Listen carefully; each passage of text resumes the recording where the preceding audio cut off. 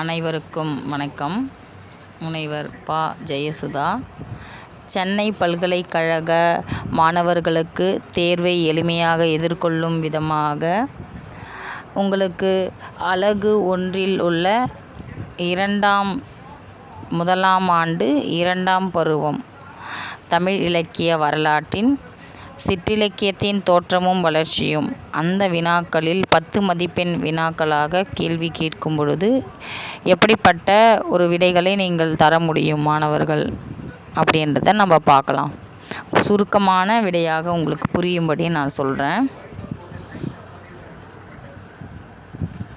சிற்றிலக்கியம் இப்போ இதை நம்ம ஒரு 8 2 மதிப்பெண் வினாக்களாக தனித்தனியாக நம்ம படித்து கொண்டு புரிந்து கொண்டோமானால் அதை அதாவது கொஞ்சம் கடினமாக இருக்கக்கூடிய மாணவர்கள் அந்த 8 2 மதிப்பெண் வினாக்களை சேர்த்து 10 மதிப்பெண்களையும் 5 மதிப்பெண்களையும் தாராளமாக கண்டிப்பாக கொடுக்க முடியும்.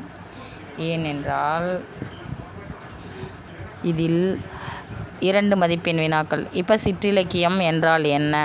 வினாக்களுக்கு அறம், பொருள், இன்பம், வீடு 4 பொருட்களில் ஏதேனும் ஒன்று குறைந்து வந்தால் அது சிற்றிலக்கியம் என்று விடையளிக்கலாம். இதையே நாம் சிற்றிலக்கியத்தின் தோற்றமும் வளர்ச்சியும் அப்படின்னு வரும்பொழுதும் இதை முதல் பகுதியில் நாம் இந்த விடைகளை கொடுத்துவிட முடியும். இப்போ இது போலவே நான் கொடுக்கக்கூடிய அந்த பக்கத்தலைப்புகள் எல்லாத்தையுமே நீங்கள் என்ன பண்ணலாம், 2 மதிப்பெண் வினாக்கள்லையும் விடையளிக்கலாம். அதையே நாம் 10 மதிப்பெண் வினாக்களையும் கண்டிப்பாக விடையளிக்க முடியும். சிற்றிலக்கியத்தினுடைய பாட்டுடை தலைவன் இறைவன், அரசன், வள்ளல், குரு யாரேனும் ஒருவர் பாட்டுடை தலைவனாக வைத்து சிற்றிலக்கியத்தை படைக்க முடியும். சிற்றிலக்கியம் மொத்தம் பிரபந்தம் என்றும் அழைக்க முடியும். பிரபந்தம் என்றால் நன்கு கட்டப்பட்டது. அது வடமொழி சொல். 96 வகை பிரபந்தம் சிற்றிலக்கியம் என்றால் 96 வகைப்படும். இதில் சதுரகராதி வீரமாமுனிவருடைய சதுரகராதி தான் இதை குறிப்பிடுகிறது. இப்போ இதில் இருக்கக்கூடிய இந்த சிற்றிலக்கியம்னா என்னன்றதை பார்த்தோம். அப்போ ஒன்று தனித்தனியாக ஒரு லைனில் உனக்கு புரிகிற மாதிரி இன்ட்ரோடக்ஷனாக நம்ம அதை என்ன பண்ணலாம், புரிஞ்சுக்கிட்டு அதையே நம்ம 2 மதிப்பெண்களையும் கொடுக்கலாம், 10 மதிப்பெண்களையும் கொடுக்கலாம். இப்போ உதாரணத்துக்கு குறவஞ்சி அப்படின்னா குறம் கூட்டல் வஞ்சி குறவஞ்சி. குறத்தி மகள், வஞ்சினா என்ன மகள், குறத்தி மகளினுடைய செயல் தலைமையிடம் பெற்று திகழ்வதால் அது குறவஞ்சி இலக்கியம். எடுத்துக்காட்டு குற்றால குறவஞ்சி எழுதலாம். பரணி இலக்கியம் என்றால் போர்க்கள வெற்றியை புகழ்ந்து பாடுவதே பரணி இலக்கியம். உதாரணத்துக்கு கலிங்கத்து பரணி நாம் சொல்லலாம். உலா இலக்கியம் என்றால் பேதை, பெதுமை, மங்கை, மடந்தை, அறிவை, தெரிவை, பேரிளம்பெண் என 7 பருவ மகளிரும் இறைவன் வீதி உலா வரும் பொழுது பாட்டுடை தலைவன் இறைவனோ இல்லை அரசனோ பாட்டுடை தலைவன் வீதி உலா வரும் பொழுது அவனை பாட்டு மயில் கொண்டு காதல் கொண்டு புகழ்ந்து பாடுவது உலா இலக்கியம். எடுத்துக்காட்டு திருக்கைலாயனான உலாவை நாம் கூறலாம்.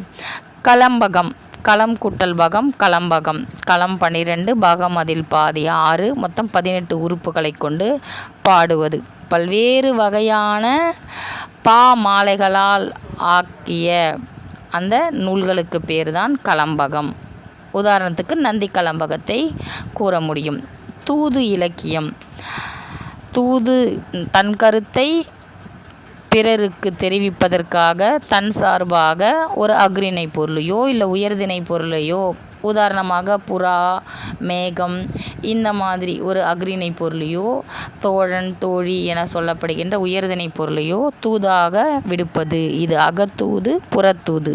அகம் என்றால் காதல் நிகழ்விற்காக தலைவன் தோழனையும் தலைவி தோழியையும் தூதாக விடக்கூடியது அகத்தூது.